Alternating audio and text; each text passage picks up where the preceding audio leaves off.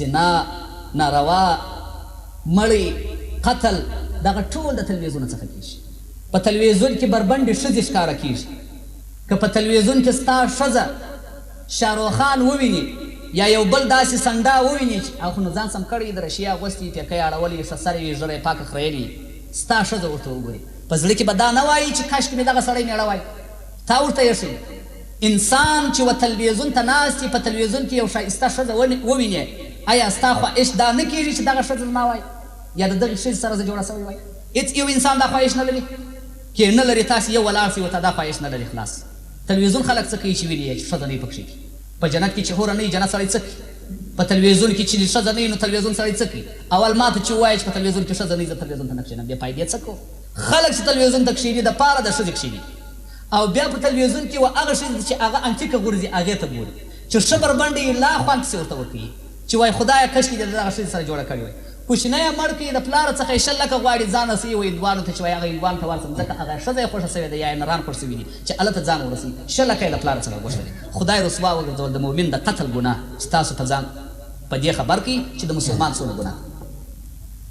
نو په کور کې چې ستا ښځه خوښېږي په تلویزیون کې نو ستا د مانجینې ستا د خور ستا د یو بلې قریبې سړی نه خوښېږي په تلویزیون کې هغه چې ورته ناست یې ریموټ یې په لاس کې چې هر ځای کیبل ورته راسته ډیش انټینا ورته سته په ډیش انټینا کې نور رقم رقم کارډونه ورته ولیږي هغه ورته سته رقم رقم چغونه چې اوس راوتلي دي کفارو دلته راوستلي دي موږ په خپل اسلامي ملک ایله کړي دي. سبحان الله. کافران څه غواړي؟ کافران څه غواړي؟ کافران دغه غواړي چې خدای تعالی په قرآن کې وایي انسان باندې شیطان پسې دی وایي ته کافر سه.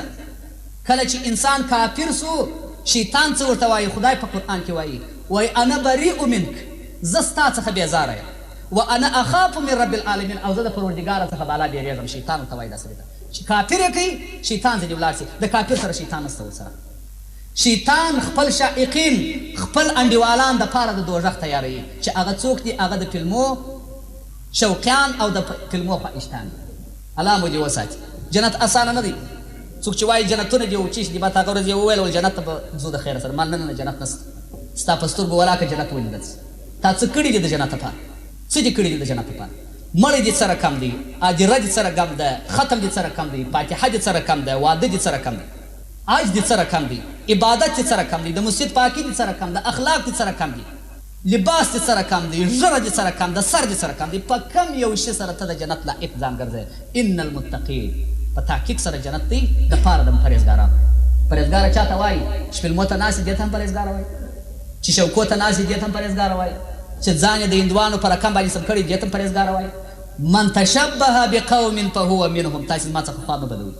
رسول الله وایي هر هغه سړي که د یو قوم سره ځان مشابه کړي هغه سړی به په هغه قوم کې راپورته کړي.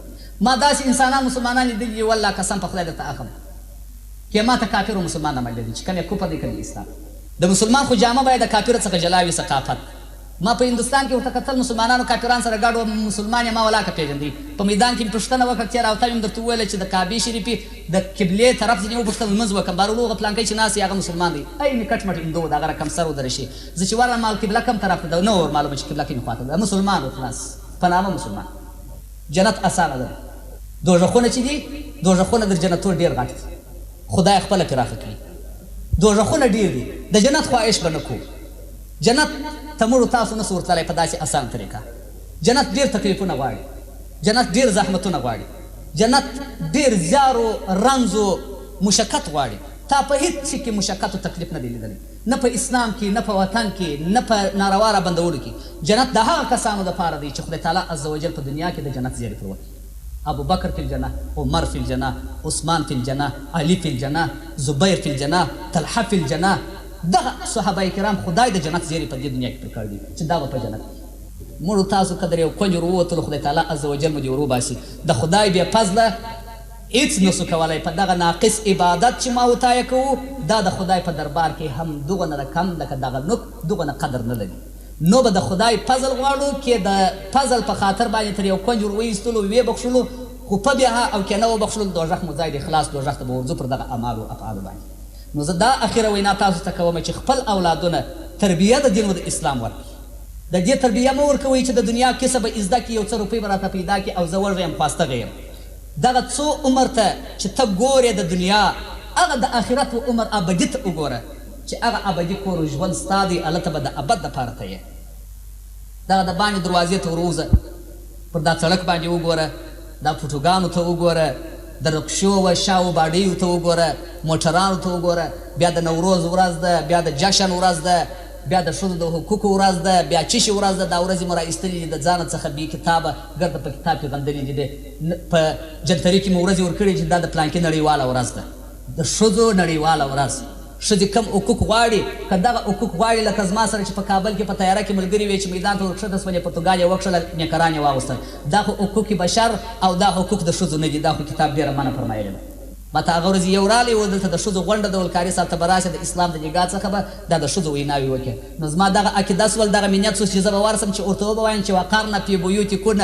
د ټول دنیا د بوشه څخه نیولې تر کرزي و بیا در اکښته پورې ټول راسي دغه آیات مات کړي چې په دغه آیات باندې څه کوي چې وقرنه فی بیوتکن ښځه دې مطلق په کور کې قرار نیسي د باندې دې نه راوځي نه د کار دپاره نه د ډاکټرۍ دپاره نه د سودا دپاره د هېڅ شي دپاره چې خدای وایي نه راوځي مطلق کې ذکر کړی دی چې وقرنه فی بیوتکن څوک یې ماتولی سي دا آیات هر څوک چې دا آیات ماتولی سي راولاړ سي نو خو ته ماته دا وایه چې دغه دلیل راته ولټوه چې ښځه دې لڅ مخ راوځي دا خو نه ماته معلوم دی او نه زه وایم چې ماته ټیک $1,00,000 په پاکټ کې پیچلي راکړې لا به زما ته خوله راونوځي چې ښځه د باندې راوځي که دې ښځه راوایستل خلک دې تباه کړه خلاص خو هغه ښځې دي چې تلیفونونه ورڅخه دي د باندې راوځي لعنت یې پر میړه لعنت یې پر پلار لکه رسول الله چې پر ویلی دي لعنت یې پر خاندان چې خلک یې اوري په تلیفون باندې سړي ته زنګ وي ورته راځي هغه یې بیا زنا ورسره زنا چې په یو ملک وي دا ملک به څنګه آباد وي رشوت چې په دې ملک وي دا ملک به څنګه آباد وي قانون چې د کفر وي بیا به دا ملک څنګه